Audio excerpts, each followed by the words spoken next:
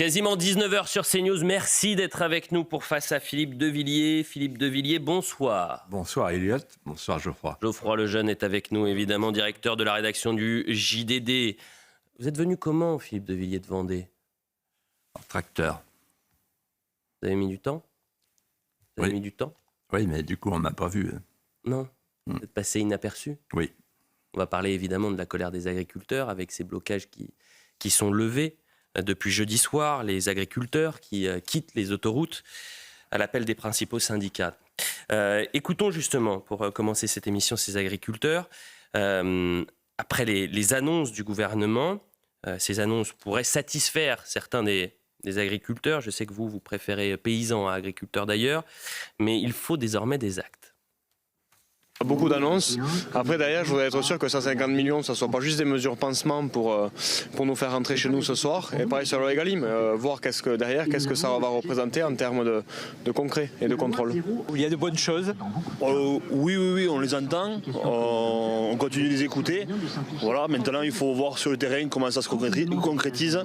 Et il faut surveiller de très près. Parce que je pense que ça peut être prometteur, mais il faut que ça se conclue.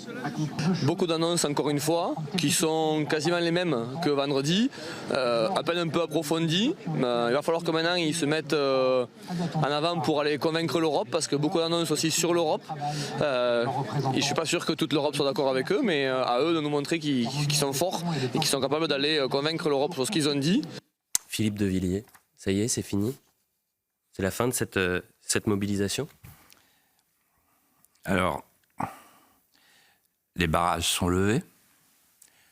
Le gouvernement respire, mais le mal-être paysan demeure. On saura plus tard si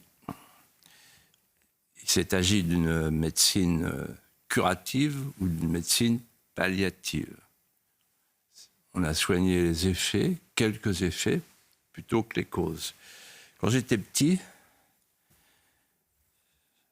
et que j'étais malade, que j'avais une angine, moi ou mes frères et sœurs, ma mère appelait le médecin, docteur Santuxi, médecin corse qui habitait Saint-Denis-la-Chefasse. Il venait jamais, il était toujours en retard, il était trop pris. Alors ma mère nous appliquait sur la poitrine une compresse à la moutarde. Elle savait que ça servait à rien, nous savions que ça servait à rien, mais malgré tout, on était soulagés. Pardon de cet apologue, mais il dit bien ce qu'il faut penser de cette situation. Ils sont repartis, les tracteurs, avec un cataplasme à la moutarde. On a tout entendu au sujet de la qualification de cette crise ces derniers jours. Est-ce que selon vous, c'est une crise sectorielle, conjoncturelle, ou bien une crise plus large, plus grave de civilisation? Quand on voit comment les paysans ont été entourés d'affection, le concert des klaxons partout où ils sont passés, on comprend qu'il ne s'agit pas d'une crise sectorielle, mais il s'agit d'une crise de civilisation. Vous savez, Péguy, quand il parle de la crise de l'école, dit ceci. Il y a des crises de l'enseignement, mais qui ne sont pas des crises de l'enseignement. Ce sont des crises de vie. En réalité, les paysans ont été des lanceurs d'alerte. La crise agricole est un miroir kaléidoscopique prémonitoire. Ils nous disent à tous, regardez ce qui nous arrive, ça vous arrivera. Et pourquoi? Parce que les questions qui sont posées par cette crise agricole, elles nous concernent tous. La première question, c'est la question de la souveraineté.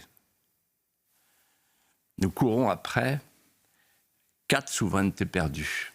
La souveraineté industrielle, la souveraineté juridique, c'est le primat de la loi européenne sur la loi française, la souveraineté énergétique, la souveraineté agricole. Et la souveraineté, c'est la compétence de la compétence. Une femme ne peut pas être à moitié enceinte, un homme ne peut pas être à moitié souverain. Et ça me rappelle d'ailleurs une conversation avec Charles Pasqua, qui disait, avec son accent inimitable, Philippe, une nation qui ne pense pas à se défendre elle-même, personne ne le fera jamais à sa place. Vous êtes souverain, vous n'êtes pas souverain. Ça, c'est la première question. La deuxième question, c'est la question de l'enracinement.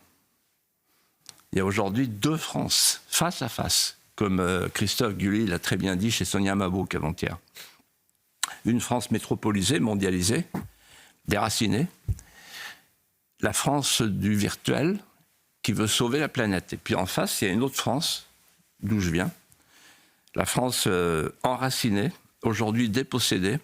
La France du réel, qui, elle, veut sauver la France.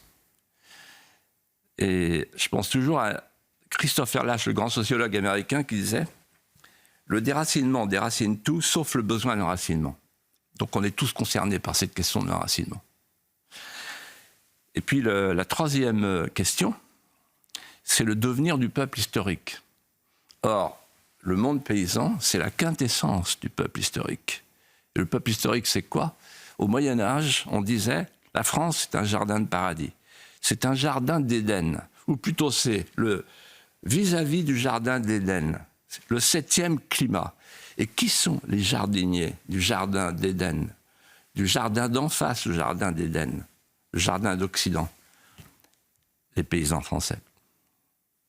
Geoffroy Lejeune, vous vouliez relancer. Et Christophe Guilluy, chez Sonia Mabrouk, disait aussi que nous assisterions prochainement à d'autres révoltes, d'autres secteurs, venus, disait-il, des mêmes territoires. Ça, vous êtes d'accord avec lui ? Vous pensez que ça n'est que le début ?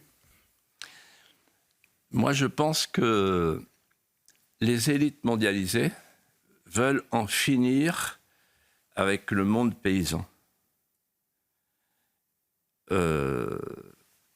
D'abord parce que nos élites veulent déléguer notre alimentation au marché mondial, parce que c'est moins cher. À la limite, se passer de paysans. Et dans le système mondialiste que Maurice Allais définissait ainsi, c'est un système dans lequel ce sont les pauvres des pays riches qui enrichissent les riches des pays pauvres. Donc en fait, c'est le grand remplacement. C'est le primat de la consommation sur la production. Ensuite, nos élites mondialisées, elles veulent nous infliger, surtout à la campagne, avec le délit d'écocide. Personne n'en parle, mais il est là. On est des délinquants en puissance. Nous infliger l'écologie carcérale, l'écologie punitive. On en a assez parlé. Même Emmanuel Macron s'en est aperçu. Et puis enfin, et surtout, le paysan, c'est l'îlot de résistance finale. Pourquoi ? Parce que c'est un modèle de société. Pourquoi c'est un modèle de société ? Parce que c'est le monde ancien, parce que c'est la famille, l'exploitation familiale, parce que c'est la ruralité, c'est-à-dire la société d'entraide et de voisinage, parce que c'est l'indépendance d'esprit. C'est terrible ce qu'on a fait. C'est terrible, je crois. Comme un enfant déchire une rose par inconscience, nous avons déchiré les tissus vivants. Nous n'avons pas compris qu'il y a une continuité vitale entre le paysan et la nature, qui vibre de frémissements intérieurs qu'il est le seul à percevoir. Et cette unité-là, c'est l'unité profonde, c'est l'unité du vivant. Philippe de Villiers, on va revenir sur ce qui s'est passé à Bruxelles, puisque Bruxelles est devenue ce jeudi le cœur, la capitale de la colère agricole. Capitale assiégée en plein Conseil européen par un millier de tracteurs venus d'un peu partout. Le Parlement européen contraint de se barricader, protégé par des forces de l'ordre.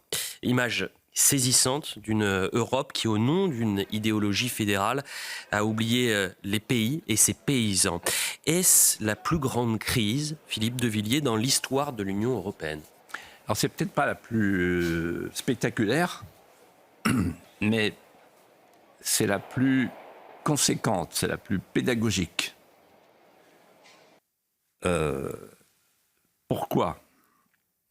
Parce que le rideau du temple s'est déchiré. C'est la première fois. C'est-à-dire que les Français, pour beaucoup d'entre eux, ceux qui ont suivi la crise agricole, ont suivi la pédagogie des agriculteurs. Et quelle est cette pédagogie ? Aujourd'hui, l'Union européenne c'est une technocratie de marché, selon le mot de Christophe Baudouin. C'est-à-dire que c'est le renoncement à la politique. Qu'est-ce que ça veut dire? La politique, c'est une vision. Le renoncement à la politique, ça veut dire qu'à une question technique, on cherche une réponse technique. Non. La réponse qui convient à une question technique, c'est une réponse politique. À une question économique, une réponse politique. Seule convient une réponse politique. À une question sociale, seule convient une réponse politique. Qu'est-ce que ça veut dire? Une réponse politique, elle s'établit sur les intérêts vitaux d'une nation. Par exemple, est-ce qu'on veut demain, pour la France, un agrobusiness avec des latifundia, ou est-ce qu'on veut une exploitation familiale agricole? J'ai souvent parlé de cette question avec Jacques Chirac quand j'étais stagiaire de l'ENA avec Jean-Pierre Bechter. Et Chirac disait, il faut maintenir notre modèle. Et je lui dis un jour, c'est quoi notre modèle? Il dit, c'est l'exploitation familiale. Ça. Et ça, c'est des contraintes politiques. Après, on fait de la technique. Et qu'est-ce qu'on veut? On veut un pays sans industrie, comme on a cru devoir le faire, ou est-ce qu'on veut un pays, etc. Vous voyez, il faut réhabiliter la politique. Bruxelles, c'est le renoncement à la politique. Et pourquoi? Parce que l'Union européenne, c'est un outil qui contourne les peuples avec une gouvernance de commissaires, de prétoriens et de banquiers. C'est une construction qui est en fait une déconstruction. C'est une construction qui cherche à se débarrasser de l'enveloppe charnelle qu'est la nation, qui répond à une utopie globaliste et qui n'a pas pour vocation, contrairement à ce qu'on croit, de créer une nouvelle entité politique, mais qui a pour vocation de se débarrasser de la politique. Et ça donne ce que mon voisin paysan m'a dit il y a 3 jours. En fait, tout se joue ailleurs, et du coup, les hommes politiques ne sont plus là pour transformer, mais pour communiquer. Et initialement, Philippe de Villiers, le Conseil européen avait pour principal objet le soutien des 27 à l'Ukraine. Une aide d'ailleurs de 50 milliards d'euros a été votée par les chefs d'État. La crise agricole est venue bousculer le programme du sommet bruxellois. Emmanuel Macron a réclamé une série de mesures en faveur des agriculteurs. Un combat qu'il veut mener à l'échelle européenne. On va écouter Emmanuel Macron. Vous allez me dire ce que vous en avez pensé. Et au fond, nous devons prendre en compte la situation géopolitique, la situation de notre continent et remettre au cœur des objectifs européens notre souveraineté alimentaire. Pouvoir trouver des flexibilités sur les ratios prairies pour les adapter à la réalité du terrain et permettre d'avoir toutes les souplesses. Et à chaque fois que des règles trop complexes sont en cours de décision au niveau européen, pouvoir les adapter à l'aune d'un objectif de souveraineté alimentaire qui doit être intégré au cœur de notre stratégie. Geoffroy Lejeune. Je vous imagine devant votre télévision, quand vous avez écouté ce discours, vous avez dû hurler, rire, je sais pas, mais c'est Macron contre Macron. Enfin, il dit, il brûle ce qu'il a adoré. Qu'est-ce qui s'est passé? J'ai pensé aux Jeux Olympiques. Vous êtes peut-être au courant? Vous qui êtes des journalistes très au fait des dernières nouvelles. La jauge? Non. Alors, je sais pas. Il est candidat aux agrès. Oui, il est candidat aux agrès parce qu'il veut être champion olympique du salto avant et du salto arrière. Et là, c'est le salto avant et le salto arrière. C'est-à-dire que le 31 décembre, dans ses vœux, il nous dit la souveraineté européenne ou rien. Là, il nous dit non, la souveraineté française ou rien. Et lors de sa campagne, il disait le deuxième quinquennat sera écologique ou il ne sera pas. Et là, il nous dit ras-le-bol de l'écologie punitive. Et en fait, ce qui est frappant, ce qui n'a pas été assez dit, parce que les gens ne font pas attention, et comme moi je suis blanchi sous la harnoise, je vois tout. Ce qui m'a frappé, c'est ces phrases. Je me bats pour ceci. Je vais rencontrer Madame van der Leyen. Qu'est-ce que ça veut dire? Ça veut dire qu'il y a maintenant un ordre mendiant des politiciens suppliants. On va voir l'impératrice. Donc il n'est plus le patron. Et il dit, pour l'Ukraine, je vais essayer d'eux, etc. En fait, il est le gouverneur d'une province Et puis, c'est à Bruxelles que tout se décide. C'est un aveu. Mais je vais plus loin. C'est la phrase de Saint-Simon que vous citez souvent, le pouvoir, c'est quand on l'a. Laissez Saint-Simon tranquille, si vous voulez. En revanche, c'est intéressant. Attendez, Oui. mais ce qui est intéressant, c'est sur le fond. Voilà. Les trois sujets. Premièrement, donc l'Ukraine. La seule décision, vous venez de le dire, Elliot, la seule décision concrète, c'est 50 milliards pour l'Ukraine. Mes amis paysans, ils hallucinent, comme disent les jeunes. 50, on ne nous dit pas du tout, il y aura les droits de douane, on dit on verra, on va discuter, etc. Madame von der Leyen n'est pas du tout décidée à céder. 50 milliards pour l'Ukraine. D'où vient cet argent? De nos poches, notamment les contribuables paysans. Deuxièmement, le Mercosur, ça c'est encore plus intéressant. J'ai fait ma petite enquête et je suis tombé sur... j'ai pas eu beaucoup de mérite, il suffit de lire les Échos. Il faut rappeler que Emmanuel Macron, le gouvernement français a dit « nous ne signons pas dans ces conditions ». Voilà, non, avec le traité en l'état. En l'état, exactement. Le fameux mot de Bruno Le Maire chez Sonia Mabrouk. En l'état. Oh, en l'état, c'est merveilleux. Et alors, qu'est-ce que ça veut dire? Michael Haguer, je vous donne les noms. C'est le directeur de cabinet de M. Dombrovski. Vous pouvez vérifier. Qui est le commissaire à la négociation, a dit hier, c'est dans les Échos, il n'est pas question d'arrêter la négociation, on continue la négociation, mais on ne la conclura qu'après les élections européennes. Suivez mon regard. Et enfin, dernier point, c'est la pause, mais on ne remet pas en cause du tout la décroissance, le plan de décroissance écologique. On dit simplement que Maurice Thorez, en 1936, il faut savoir arrêter une grève. Une pause, on fait la pause. On fait la pause en fait parce qu'il y a évidemment le salon de l'agriculture et les élections européennes. Et la pause estivale, c'est fini. On repartira. Donc en réalité, sur les deux questions clés, Emmanuel Macron, il a défini son deuxième quinquennat de la manière suivante, on l'a oublié mais je le rappelle. Premièrement, la souveraineté européenne. Deuxièmement, la transition écologique. Alors là, maintenant, il fait un looping. Pour pouvoir être présent aux Jeux Olympiques. Mais bon, on n'est pas dupes. Philippe de Villiers, vous parlez de Bruxelles. C'est un monde que vous connaissez parfaitement. Vous avez été député européen. Rapidement, racontez-nous comment se prend une décision pour les téléspectateurs, les auditeurs qui vous regardent, qui nous écoutent. Qu'est-ce que c'est Bruxelles? Comment se prend une décision à Bruxelles quand on est député européen? Alors la première chose, Elliot, c'est que l'Union européenne est un être des abysses. Ce qu'elle craint, c'est la lumière. C'est un processus, on appelait ça, la décision. Un processus mouvant, polycentrique, acéphale, pas de tête, et qui échappe à toute forme de vie civique. C'est la Commission qui commande. Et je veux dire quelque chose que beaucoup de gens ne connaissent pas. La commission de Bruxelles, composée de gens non élus, nommés. La commission de Bruxelles, elle détient deux pouvoirs, le pouvoir exécutif et le pouvoir législatif. N'importe quelle démocrature, comme on dit aujourd'hui, rêverait de ça. Elle a les deux pouvoirs. Le Parlement européen, en fait, il barbote des concepts, mais il n'a pas de pouvoir. Le Conseil non plus, puisque de toute façon, les décisions sont à la majorité qualifiée, pour la plupart d'entre elles. Et donc, c'est la Commission qui a le monopole d'initiative.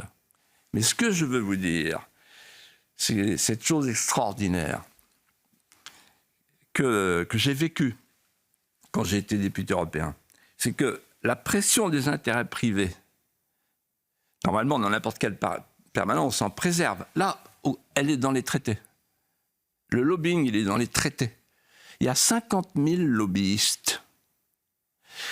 On parlait de montant d'une somme de 3 milliards d'euros, c'est beaucoup plus maintenant.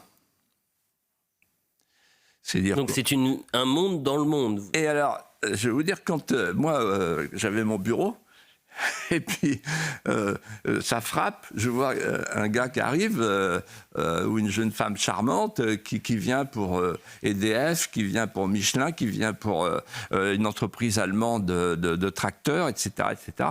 Et donc, à un moment donné, donc il vient, en fait... alors, vous avez vu, le cas Target, c'est un monde de corruption, en fait. Parce qu'entre le lobbying et la corruption, il y a voilà, et ils viennent jusque dans l'hémicycle, aux portes de l'hémicycle. Et donc, moi, j'ai mis une pancarte. J'étais très mal vu par les lobbyistes. J'ai interdit aux chiens et aux lobbyistes. Ça devait leur faire plaisir, vous avez raison. Geoffroy Lejeune. Non, c'était la question que j'allais poser à Philippe, c'est ça, parce que vous l'avez raconté dans un de vos livres, justement. Oui. Et donc, concrètement, est-ce qu'on vous a déjà proposé de vous corrompre ? Est-ce qu'on m'a proposé quoi ? La corruption. Non, jamais. Jamais parce que j'avais une mauvaise réputation. C'est d'avoir lancé l'affaire Urbain contre les socialistes, Urbain et Torby à l'époque. Et donc, il s'était donné le mot. Ah oui, vous savez que, je réponds à votre question, j'ai un souvenir qui me revient. Les lobbyistes, ils ont un tableau avec des couleurs. Et les verts, vous pouvez y aller. Vous pouvez aller voir. Et moi, j'étais rouge. On était 3 ou 4 rouges. Rouge, ça veut dire non, stop. C'est à cause de cette pancarte que vous aviez sur la porte de votre bureau. Oui, ma pancarte. C'est pour ça que vous étiez le député européen rouge. Attention, ne pas aller voir Philippe de Villiers. Philippe de Villiers, j'ai une première archive, je le dis. Non, mais vous imaginez bien que, du coup, les représentants du Chili, de la Nouvelle-Zélande, les représentants du Mercosur pimpent sur le lithium, puisque vous savez qu'en fait, c'est les Allemands qui veulent acheter du lithium, donc c'est pour ça qu'ils ont besoin du Mercosur. Voilà. On ne fait pas le poids, quoi. Philippe de Villiers, revenons justement sur cet enjeu, parce que vous avez alerté depuis plus de 30 ans sur ce qu'il se passait à Bruxelles. Nous sommes en avril 95, 28 ans donc, vous êtes candidat à la présidentielle, vous faites de la souveraineté française votre cap et vous vous dressez contre les européistes, sans être un anti-européen d'ailleurs, il faut le dire. À l'époque, vous décelez le grand danger de voir les pouvoirs nationaux délégués à une entité supranationale. Ce qui est intéressant, c'est lorsque vous êtes interrogé, eh bien vous avez un journaliste qui poliment vous demande si vous n'êtes pas hors sujet. En axant votre campagne essentiellement sur la lutte contre l'Europe de Maastricht, est-ce que vous n'êtes pas un petit peu trompé de thème ? Si vous voulez, la question essentielle, bien sûr que non, au contraire, ce sont les autres qui se trompent de campagne. Trompé de campagne, c'est-à-dire qu'on a l'impression que vous avez fait une deuxième campagne européenne alors qu'on est dans une campagne présidentielle. Arlette Chabot, c'est ça. je crois que les Français ont remarqué une chose, il n'y a même pas de face-à-face, il n'y a pas de côte-à-côte, c'est une campagne de marketing, une campagne d'image. Et donc, moi, je m'adresse à chaque fois que j'en ai l'occasion, et maintenant, depuis dimanche, grâce à la campagne officielle, grâce à l'égalité démocratique à tous les Français, j'essaie d'aborder les vrais sujets de fond. La question de l'Europe, elle est essentielle. Ou bien on considère, comme certains candidats, que la France est un pays maintenant trop petit, définitivement fini, une queue de comète de l'histoire, et la France a vocation à devenir l'associé minoritaire d'un petit État fédéral dans lequel nous n'avons plus la liberté. Alors moi, je pose la question au nom des agriculteurs, des artisans commerçants, des salariés dans les entreprises qui ne sont absolument pas protégés. Avec n'importe quel salarié chez Michelin, vous avez 80 Philippins. C'est ça l'Europe. Eh bien, elle est la clé de tous nos problèmes, Jean-Michel Carpentier. Oui, mais comment expliquez-vous ? Et moi, je propose une autre, justement, conception des choses, avec la liberté du peuple français, qui soit garantie par une Europe qui nous protège. Comment On dit souvent que les journalistes restent et les politiques passent, mais ce malheureux journaliste, on n'a pas de nouvelles de lui depuis un petit moment. Qu'est-ce que vous lui diriez aujourd'hui, 28 ans après ? Je leur dirais aussi, vous avez cru avec Drieux-La Rochelle que les patries étaient finies, c'était son mot, pendant la guerre. Il croyait à l'Europe allemande. Vous avez cru avec Fukuyama que l'histoire était finie, qu'il n'y aurait plus de religion, etc., après la chute du mur de Berlin, et vous avez cru que la France était finie. Voilà. Et aujourd'hui, quand on voit que le président de la République, le Premier ministre et tous les ministres, comment dirais-je, se pètent la goule, comme on dit chez moi, avec le mot France et le mot souveraineté, voilà, mesdames, messieurs les journalistes, c'est moi qui avais raison. Je n'en tire aucune fierté, j'en suis désolé, parce que malheureusement, le pays, depuis, est allé plutôt vers l'abîme. On va en parler juste après la publicité. On a d'autres thématiques que nous traiterons ensemble, mais j'ai une nouvelle archive, je le dis aux téléspectateurs, juste après la publicité, une archive extraordinaire qui date cette fois-ci de 2007. À tout de suite. 19h30 sur CNews, la suite de Face à Philippe de Villiers avec Geoffroy Lejeune et bien sûr Philippe de Villiers. On parlait dans la première partie de la colère des agriculteurs. Je voudrais qu'on revienne sur cette séquence symbolique avec des agriculteurs, des tracteurs face à des blindés. D'un côté les blindés de la gendarmerie, de l'autre les tracteurs. Que vous inspire cette séquence, cette image des blindés face aux tracteurs, Philippe de Villiers ? Vous vous souvenez de l'ironie mordante de Staline, le Vatican, combien de divisions? Et la question qu'on peut se poser quand on voit cette image, c'est aujourd'hui, les paysans en colère, combien de Charles Leclerc? En fait, ce face-à-face, voilà ce qui m'inspire.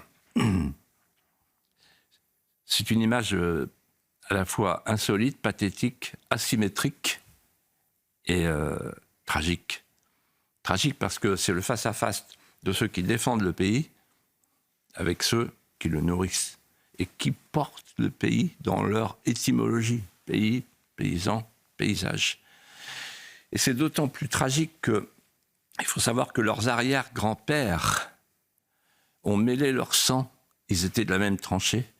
Ils sont morts parmi les épis mûrs et les blés moissonnés sur cette plaine calcinée où jamais plus ne repassera la charrue.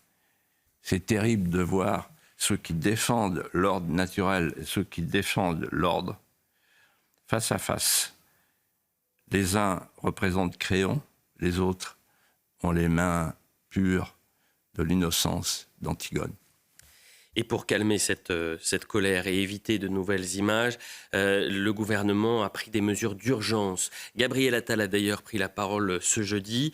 Il reconnaît des erreurs et va parler d'une exception agricole française. On écoute. Avons-nous répondu au malaise? À l'évidence, non. Avons-nous fait des erreurs? À l'évidence, oui. Il faut avoir la lucidité de le reconnaître. C'est ce que j'ai fait vendredi dernier en Haute-Garonne, en annonçant l'abandon de la réforme du GNR qui ne marchait pas, ne pouvait pas marcher, notamment parce qu'elle était complexe. L'exception agricole française, c'est hisser au plus haut cet objectif de souveraineté et c'est assumer d'aider notre agriculture comme peu d'autres secteurs en France, parce que notre exception agricole française, ce n'est pas une question de budget, mais de fierté et d'identité pour notre pays. Geoffroy Lejeune. Il vous a convaincu, le Premier ministre, Philippe ?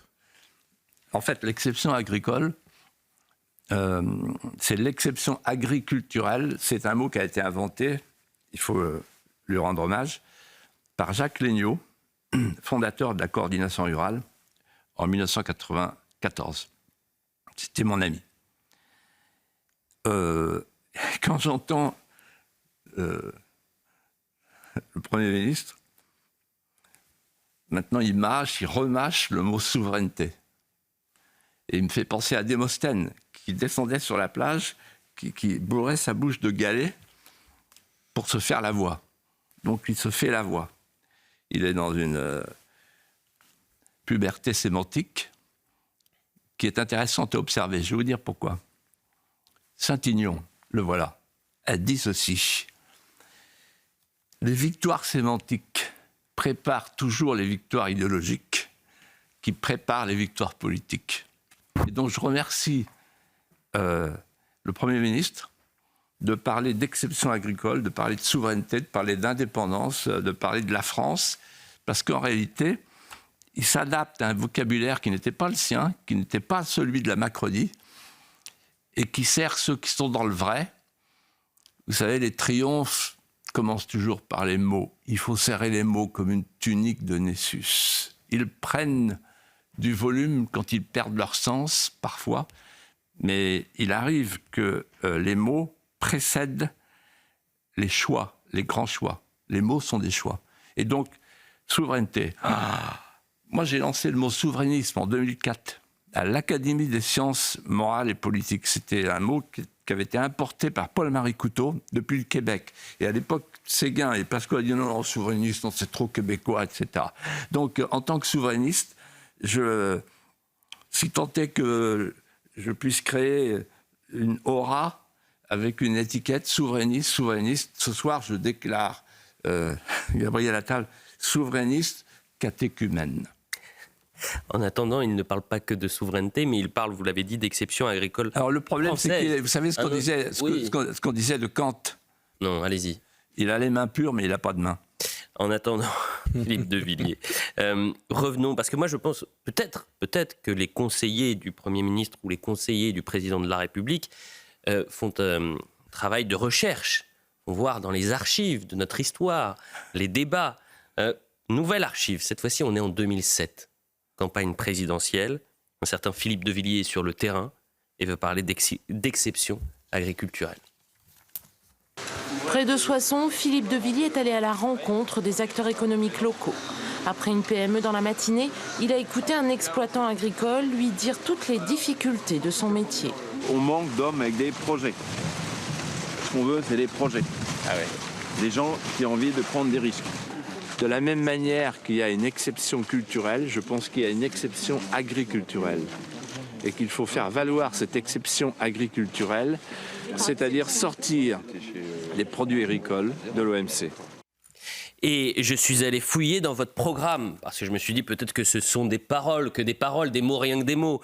100 mesures présentées par Philippe de Villiers en 2007, la 86e. Soutenir l'agriculture, c'est faire respecter l'exception agriculturelle. Sortir les produits agricoles et viticoles de l'OMC, puisqu'ils sont attachés à nos territoires, à nos terroirs, à notre culture. L'exception agriculturelle, Philippe de Villiers. Ouais. C'était il y a quasiment 20 ans. Ça s'appelle comment ? Ça s'appelle le geste auguste du semeur. Quoique c'est peut-être intimement lié, puisqu'on parle de l'écologie des paysans. Il y a des écolos radicaux, des militants dits écologistes d'un mouvement de riposte alimentaire qui s'en sont pris dimanche dernier à la Joconde, chef-d'œuvre de Léonard de Vinci. Fort heureusement, l'œuvre exposée au Louvre n'a subi aucun dommage. Mais pendant que nos agriculteurs se mobilisaient, Philippe de Villiers, on a des militants dits écolos qui dégradent la Joconde. Quel regard vous portez sur cette séquence ? Ce sont les Khmers. Il y a les Khmers rouges, les Khmers verts. Les Khmers rouges, ils ont tout saccagé là-bas, chez eux, au Cambodge. Et on a les Khmers verts ici qui saccagent la Joconde. Et il y avait les talibans aussi qui s'en prenaient aux œuvres. Et pendant la Révolution française, le geste des terroristes, de la terreur, encouragée par Robespierre et tous ces barbares, c'était de décapiter toutes les statues. Vous voyez, ils s'en sont même pris à l'Ange de Reims, à son sourire. Et donc, en réalité, voilà, c'est la barbarie, c'est l'éco-vandalisme qui est le prolongement de l'écologie carcérale. Ils veulent nous punir. Et punir qui ? L'homme occidental, blanc, hétérosexuel. En l'occurrence, Léonard de Vinci. Ces gens-là devraient savoir que Léonard de Vinci a une histoire qui est tout à fait extraordinaire. Il a quitté sa Toscane. C'est beau, la Toscane. Parce qu'il a pensé que la Touraine serait plus belle encore. Il a traversé les Alpes à dos de mulet. Et dans les fontes du mulet, il y avait la Joconde qui n'était pas finie. Il a fini sa Joconde au Clos Lucé d'Amboise, qui est une merveille, auprès du roi François Ier, attiré par le roi François Ier. Il fut un temps où la France attirait des grands artistes. Personne ne voulait quitter la France. Tout le monde voulait venir en France. Tous les grands artistes voulaient venir en France. Léonard de Vinci, il a fini sa vie en France, au Clos Lucé d'Amboise. Et il a fini avec la Joconde. Donc c'est un beau symbole. C'est un beau symbole, en fait, de l'Europe que nous aimons, l'Europe des nations. Philippe de Villiers, les médias se sont cette semaine exclusivement intéressés à la colère agricole. Mais un procès ô combien important se tient en ce moment. Et on va passer sur un autre sujet, celui des attentats de Trèbes et Carcassonne, qui, je le rappelle, avaient fait 4 morts en mars 2018, dont le gendarme Arnaud Beltrame, qui a pris la place d'un otage lors de l'attaque du Super U. Cette semaine, c'est la mère du lieutenant-colonel Arnaud Beltrame qui a pris la parole. Et voilà ce qu'a dit la mère. « Mon fils ne s'est pas sacrifié. Il a combattu jusqu'à la mort.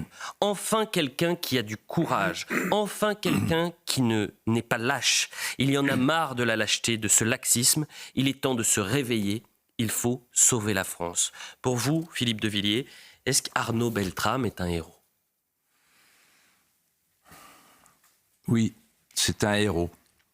Je dirais même c'est un héros oblatif. C'est une espèce particulière de héros français. C'est un héros sacrificiel. C'est un héros christique. Mourir, donner sa vie pour sauver la vie d'autrui. Et ce qui est extraordinaire et fascinant dans ce qui s'est passé, c'est l'échange des otages. La jeune femme qui vient d'écrire un livre, « Ma vie pour la sienne », la jeune femme, en fait, elle a vu arriver l'officier de gendarmerie qui a pris sa place et qui est mort en ayant pris sa place. Et dans cet échange d'otages, il y a un échange des deux vertus fondatrices de la civilisation. D'un côté, la gratitude, la jeune femme qui dit « Je ne sais pas comment payer ma dette morale ». Et de l'autre côté, l'honneur. Comme disait Vigny, l'honneur, c'est la poésie du devoir. L'honneur d'un soldat. Il est mort pour la France. Un jour, j'ai parlé avec mon frère, le chef d'état-major des armées, Pierre de Villiers. C'est un grand soldat. Et je lui ai dit, il est mort pour la France. Mourir pour la France aujourd'hui. La France tant décriée, la France tuméfiée. Et je lui ai dit, un jour, il y aura une Europe de la défense. Il me dit, jamais.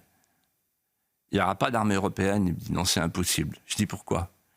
Il me dit, parce que, Philippe, on peut mourir pour une personne. La France est une personne, disait Michelet. On peut mourir pour une personne, mais on ne peut pas mourir pour une abstraction. Et en fait, moi, je serais prêt à mourir pour cette personne si belle qu'est la France. Mais je ne serai jamais prêt à mourir pour les commissaires de Bruxelles. Philippe de Villiers, dans l'actualité également, il y a une actualité politique. C'est un nouveau pas dans la constitutionnalisation de l'IVG. Les députés ont largement voté pour la réforme constitutionnelle. Ça s'est passé ce mardi avec 546 votants, 493 pour et une trentaine contre. Le texte doit être voté à la virgule près au Sénat. Il sera examiné le 28 février prochain. Quel est le sens, selon vous, d'une constitutionnalisation de l'IVG ? J'ai été surpris agréablement par la déclaration courageuse et lucide du président du Sénat, Gérard Larcher, lorsqu'il a dit la Constitution n'est pas faite pour la distribution des droits sociaux et sociétaux. Mathilde Panot, qui était à l'origine, Mathilde Panot, l'insoumise, extrême gauche, qui est à l'origine de cette loi, c'est très bien ce qu'elle fait. L'inscription de l'avortement dans la Constitution aura des conséquences redoutables que le grand public ne voit pas, et d'ailleurs les hommes politiques non plus. Première conséquence, c'est la fin de la clause de conscience pour les personnels de santé et les médecins. Donc, ils vont devoir violer leurs convictions intimes. Ils n'auront pas le choix. Sinon, ils dégagent. Deuxièmement, c'est la fin de la liberté d'expression. Quelqu'un qui veut aider la vie, quelqu'un qui veut aider l'enfant à naître, il sera sanctionnable pénalement. Ah oui, puisque ça sera une valeur suprême, l'avortement. Et enfin et surtout, c'est l'ouverture du chemin pour l'eugénisme. C'est-à-dire, on se débarrasse du plus faible, celui qui est très vieux, avec l'euthanasie bientôt. Allons-y, on fait un prix de gros. Et l'enfant à naître dans le ventre de sa mère. Et je vais vous dire quelque chose. Ce chassé-croisé mortifère, stérilisation d'un peuple, migration ou remplacement, me fait penser, en termes de civilisation, en prenant de l'altitude, à tout ce qui s'est passé pour toutes les civilisations. Un peuple qui décide de sous-traiter la fabrication de ses enfants à des populations immigrées et qui ne pense plus à se reproduire et à reprogrammer la vie, est un peuple qui n'a plus vocation à survivre. Il disparaîtra et sortira de l'histoire. Il nous reste quelques minutes, Philippe de Villiers. Vous savez que la semaine prochaine, un hommage national sera rendu aux 42 franco-israéliens tués le 7 octobre dernier. Un hommage aux invalides, 4 mois donc après l'attaque terroriste du Hamas. Des familles de victimes, des membres de collectifs ont écrit un courrier et l'ont adressé au président de la République. Ils demandent à ce que la France insoumise ne soit pas présente à cet hommage aux victimes. Est-ce que les familles, Philippe de Villiers, ont raison de refuser la présence de la France insoumise? Oui, on peut les comprendre. Donc moi je dirais 2 choses simples. Premièrement, il faut respecter la volonté des familles. C'est à elles de choisir qui doit venir aux Invalides. Et puis ensuite et surtout, ces gens-là de LFI, ils n'ont rien dit sur les pogroms, ou plutôt ils ont dit acte de résistance, sauf erreur de ma part, si j'ai bonne mémoire. Ils ont soutenu le FPLP et le Hamas. Et donc, dans cette affaire, leur présence signifierait que l'indécence le dispute au cynisme. C'est intolérable. Ils ont refusé de qualifier le Hamas comme groupe terroriste. Mais c'est exactement ce que vous vouliez dire, Philippe de Villiers. Il y a eu une députée, Danielle Obono, qui a dit oui, c'est un mouvement de résistance. Et oui, exactement. Ce que je vous propose, puisqu'il nous reste 2 minutes, et c'est aussi ça le plaisir de cette émission, c'est de nous plonger parfois dans l'histoire, d'avoir un moment, une respiration, un plaisir. Et vous savez que le 2 février n'est pas une journée anodine, c'est la Chandeleur. C'est pas qu'une question de crêpes d'ailleurs, la Chandeleur, cher Philippe de Villiers. Qu'est-ce que c'est la Chandeleur? Alors oui, c'est vrai, le 2 février, c'est pour toutes les terres de chrétienté du monde une date particulière, donc la Chandeleur. Il se trouve que dans l'histoire de France, il y a une Chandeleur particulière. Laquelle? Marquée d'un signe particulier, c'est la Chandeleur du 2 février 1653. Ce matin-là, à Notre-Dame de Paris, conformément à la tradition liturgique, se déroule une messe d'action de grâce. C'est la joie dans Paris. Pourquoi? Parce que la fronde des princes est finie de la veille et que le cardinal Mazarin est rentré d'exil.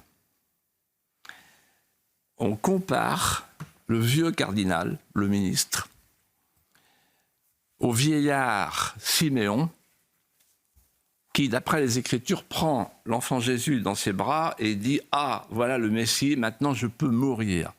Et le cardinal se tourne vers le dauphin, vers le jeune roi, tout juste majeur, et lui dit « Maintenant que vous êtes majeur, sire, je peux partir ». Ça ne fait pas rire le dauphin. Il est sombre, alors que la Chandeleur, c'est le retour de la lumière et du printemps.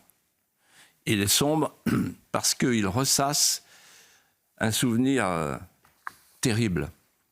Ces nuits allongées sur l'affût d'un canon, il est en exil, un Varenne avant la lettre, il est en exil à Saint-Germain, dans une écurie, veillé par sa mère. Et là, on l'entend, en cette Chandeleur, qui s'écarte un peu, on l'entend qui dit, tout seul dans un soliloque solitaire, « Mon Dieu, ce que c'est que d'être roi de France. Les épreuves qui secouent mon royaume m'ont dessillé les yeux.